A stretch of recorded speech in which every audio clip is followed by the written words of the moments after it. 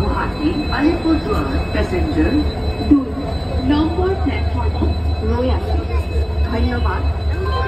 Hello everyone, welcome back to my channel Dipriya's blog. তো ধুবড়ির থেকে আসতে না আসতেই কিন্তু আবার আমাকে যেতে হচ্ছে লঙ্কাতে। তো এখানে আমি যাচ্ছি, মাম্মাম আর ওর পাপা, আর মাম্মামের পিসি যাচ্ছে। তো দেখো এখানে আমরা চলে যাব বলে মাম্মামকে নিয়ে সবাই কাড়াকাড়ি, দেখতে পাচ্ছ? তো তোমরা তো বুঝতেই পারছো বাচ্চা একটা বাড়িতে থাকলে কেমন হয়, যখন চলে যায় সবার খুব খারাপ লাগে। তো আমরা যাচ্ছি 3-4 দিনের জন্য, আর মামামের পাপা তো 2 দিন পরেই চলে আসবে, কারণ ওর কলেজ খুলে যাবে। তো ও তো চলেই আসবে, আর আমি আর দিদি একটু থাকবো কদিন, আর দাদা ওরাও তো চলে যাবে, তাই ওদের সাথেই একসাথেই চলে আসবো, একই ট্রেনে আমরা চলে আসবো। তো আমরা তো ট্রেনে করেই যাচ্ছি, তাই বাবা আমাদেরকে দিয়ে আসবে অটো করে। আমরা অটোতে উঠে পড়লাম।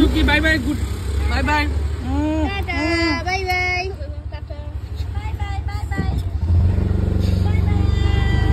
আমাদের না বেরোতে অনেকটাই লেট হয়ে গেছিলো, দেখতেই পাচ্ছিলে যে বাড়িতে সবাই এসেছিলো মামার জন্য, আর কথা বলতে বলতে এতটা লেট হয়ে গেছিলাম, মানে আর মাঝখানে দেখো রাস্তায় এত জ্যাম, আমার তো ভয়ই লাগছিলো। জাস্ট 5 মিনিট ছিল, আমি মানে ভাবছিলাম পৌঁছতে পারবো কি না, আমি ঠাকুরের নাম নিয়ে যাচ্ছিলাম।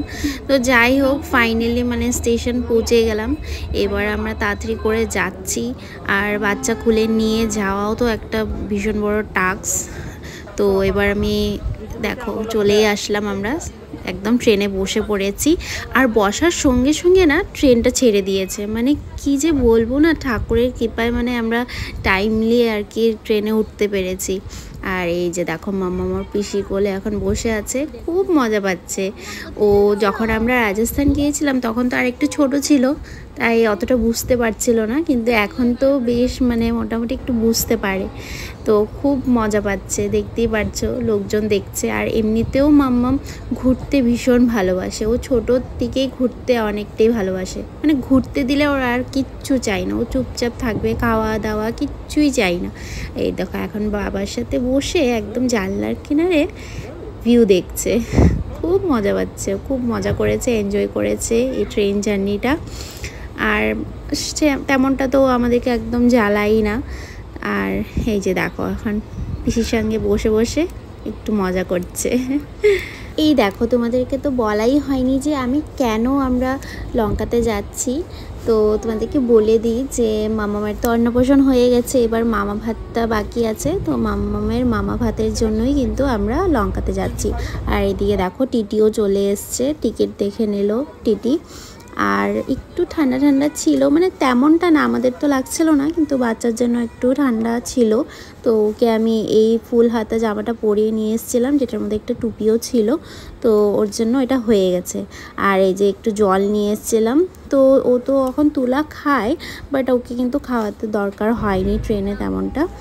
আর এদিকে দেখো খাওয়া অনেক কিছুই আসছিলো, ডিম এসছিলো, কিন্তু ডিমের যা দাম বলছিল না, দাম শুনে আমি বলছি না বাবা ডিম আর খেতে হবে না। কিন্তু ট্রেনে না ডিম খাওয়াটা বেশ ভালো লাগে, আর ট্রেনে বসে ডিম বয়েল খেতে দারুণ লাগে। তোমাদের কেমন লাগে আমাকে কমেন্ট করে বলো তো। আর এই যে চাপার মুখে পৌঁছে গেলাম, আর চাপার মুখে তো তোমরা জানোই ফেমাস সিঙ্গারা, যেহেতু আগের মতন নেই, আগে তো আরও ছোট ছোট আরও টেস্টি হতো সিঙ্গারাগুলো। যখনই আমরা চাপার মুখে আসতাম মানে ট্রেন থামতো, ওখান থেকে আমরা সিঙ্গারা খেতামই। তো আজকেও নিয়ে নিলাম আর কি সিঙ্গারা। এখানে 4টে সিঙ্গারা দিয়েছিল, 20 টাকা নিয়েছিল 4টে সিঙ্গারা। তো বেশ ভালোই ছিল, তেমনটা কিছু খারাপ ছিল না, ভেতরে শুধু আলু সিদ্ধই ছিল, আর ভালোই লেগেছে, মশলা টশলা কিচ্ছুই নেই। আর কি জানো এটা আটা দিয়ে বানানো নাকি, এরকমই লাগছিল খেতে। তো যাই হোক এবার আমরা হোজাই পৌঁছেছি, আর এখানে দেখো লোকজন এসে আমাদের সিটে বসে পড়েছে। আমাদের তো রিজার্ভেশন সিট, তাও ওনারা মানছে না, সবাই এসে বসে পড়েছে। তো যাই হোক এরপরে স্টেশনে আমরা লঙ্কা নেমে পড়লাম। আর লঙ্কা স্টেশনটা না খুব সুন্দর করেছে। আর এই যে মাম্মামকে দেখো আমি একটু আমার চাদর দিয়ে ঢেকে নিয়েছি, কারণ এখানে একটু ঠান্ডাটা ছিল, মানে গুয়াহাটিতে তেমন ঠান্ডা নেই, কিন্তু লঙ্কাতে কিন্তু বেশ তখন একটু ঠান্ডা ঠান্ডাই ছিল। আর এই যে তোমাদেরকে বলছিলাম লঙ্কা স্টেশনটা এত সুন্দর করেছে, দেখতেই পারছো পুরো এয়ারপোর্টের মতন পুরো করেছে। তো আমরা এখান থেকে একটা টোটো নিয়ে নিলাম, এবার টোটোতে বসে পড়েছি, এবার বাড়ি যাচ্ছি আমরা টোটো করে। আর এই দেখো ফাইনালি আমরা বাড়িতে পৌঁছে গেলাম। আর দেখছিলাম যে মেশো বাইরে দাঁড়িয়ে আছে। আর মেশোর তো মানে এখন শরীরটা তেমনটা ভালো থাকে না, মেশো সব কথাই ভুলে যায়, মানুষকে চিনতেও পারে না তেমনটা।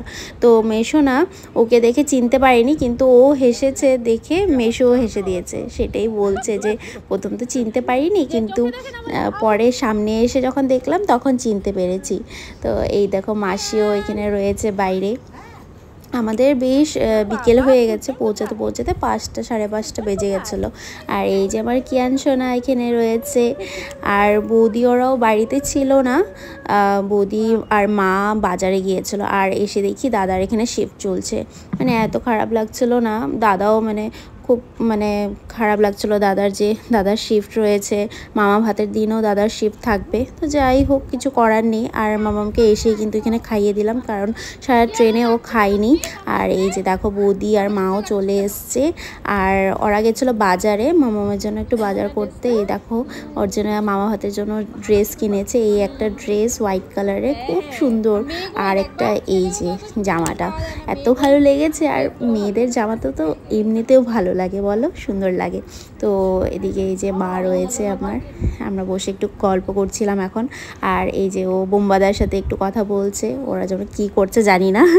যাই হোক, এবার রাত হয়ে গেছে, আমরা ডিনারটা করে নিচ্ছি। বৌদি এখানে মাছ পাঁঠার মাংস আমাদের জন্য বানিয়েছিল।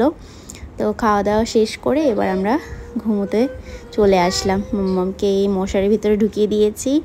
আর বৌদি ওরা অন্য জায়গায় যাচ্ছে ঘুমোতে, কারণ বাড়িতে জায়গা হবে না বলে। তো ওরা একটু বাইরে যাচ্ছে ঘুমোতে। তো চলো, তোমাদের আজকের এই ব্লগটা কেমন লাগলো আমাকে কিন্তু কমেন্ট করে নিশ্চয়ই জানিও। টাটা।